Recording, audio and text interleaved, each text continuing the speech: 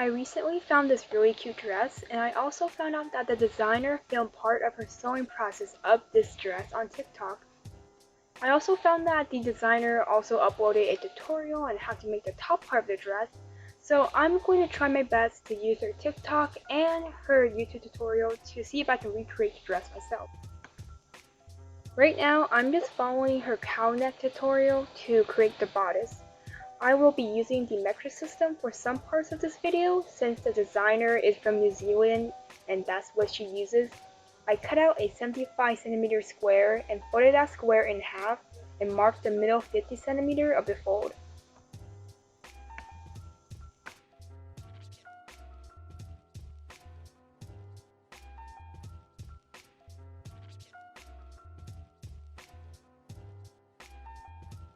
Then from the edges of the 50cm, I marked vertically down 27cm. After marking and pinning the 27cm vertical line, I will be sewing down this line as well.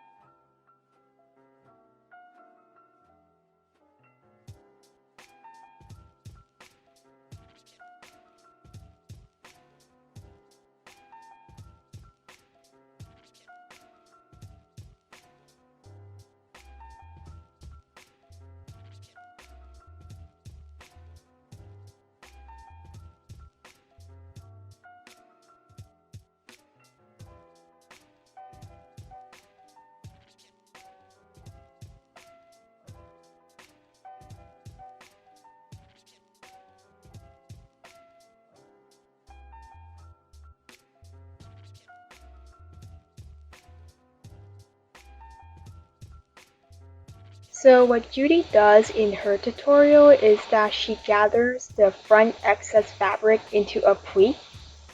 However, the fabric that I'm using was very slippery and wasn't able to gather well on the mannequin, so I had to take it off the dress form and just gather it on the table.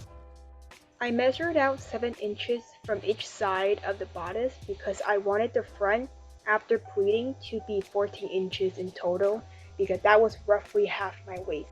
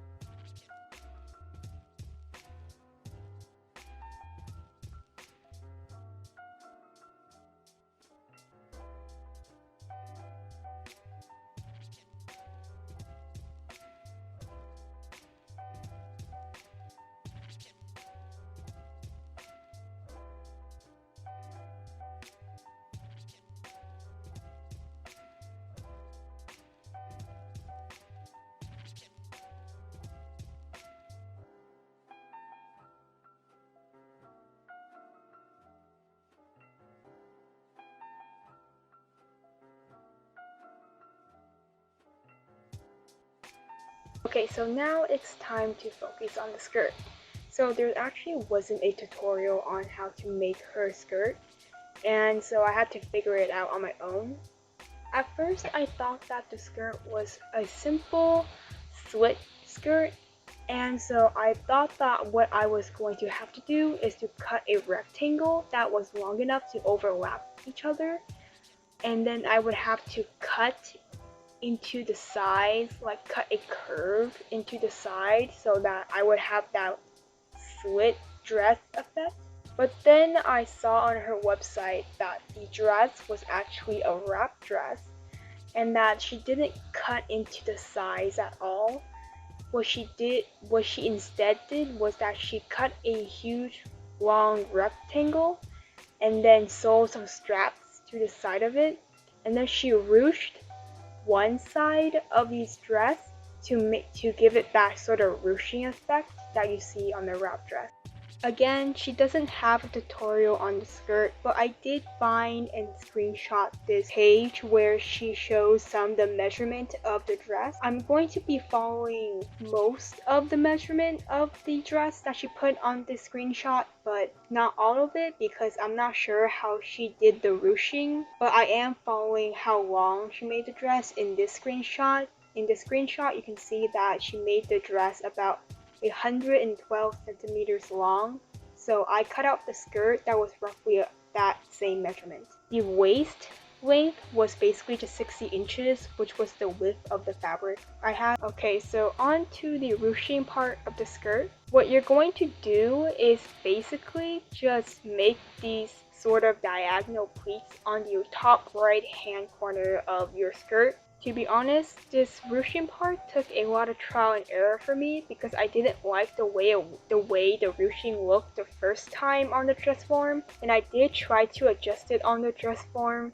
but it wasn't working out that well, so I had to lay it back on the table and re-pleat the skirt. But this time, the second time around, it looked a bit better than my first try. So depending on how your fabric behaves or what fabric you're using, it might take a little bit of trial and error for you guys as well to see how the ruching would take place.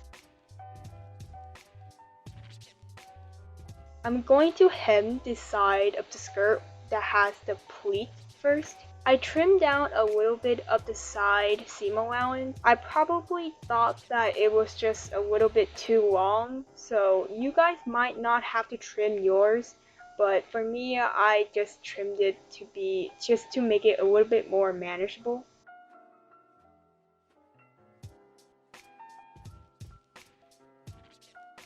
Now starting at the corner of where the pleats or ruching is, you're going to attach the top to the skirt right sides together using a straight stitch. After taking a closer look at the screenshot I had at the beginning of the video, I saw that half of the skirt waist was basically just half your normal waist at plus 8 centimeters. So for the back of my skirt, I measured out 20 inches because that was half of my waist plus around 8 inches. I was pretty generous with my measurement because I didn't know how long the waist should be, but it ended up working well.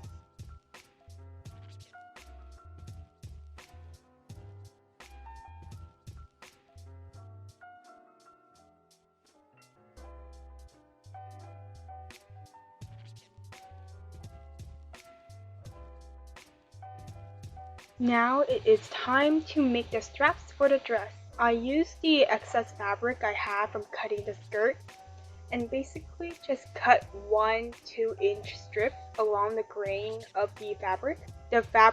The length of the straps was basically 112 centimeters long.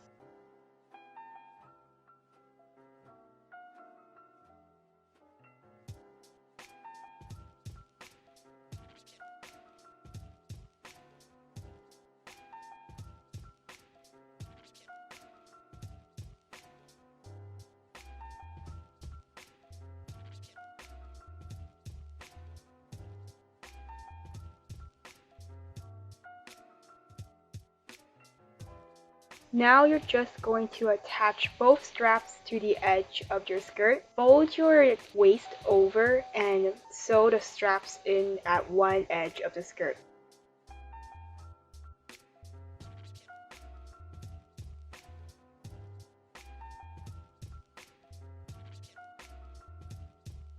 I only fold over the top of the skirt once because I was afraid that folding it twice might create some bulk in the front of the bodice, and I didn't want that. So because I was only folding it over once, I used some pinking shears to clean up the edges of the fabric. I think I probably would have serged it instead for a cleaner look, but pinking shears were more convenient at the moment, so I just used it.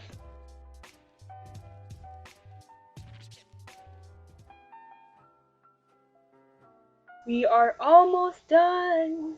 So all you have to do is attach the final straps to the other side of the skirt. Just attach it like so, fold the waist seam allowance over the straps, sew it down, and we're done! Yay! And that is basically it, guys. I really like this dress. I think it's perfect for prom if that's not canceled this year, or just maybe just lounging around in your house. I really hope you guys enjoyed this video. I hope you guys try to make this dress yourself. If that's not your thing, of course, you can also just check out Judy's, the original designer website, and buy this dress yourself. I think that the designer is a really talented person. She made so many beautiful dresses, and I really hope you check out her website and go support her if you want to do that instead. Other than that, I really hope I'll see you guys next time. Bye!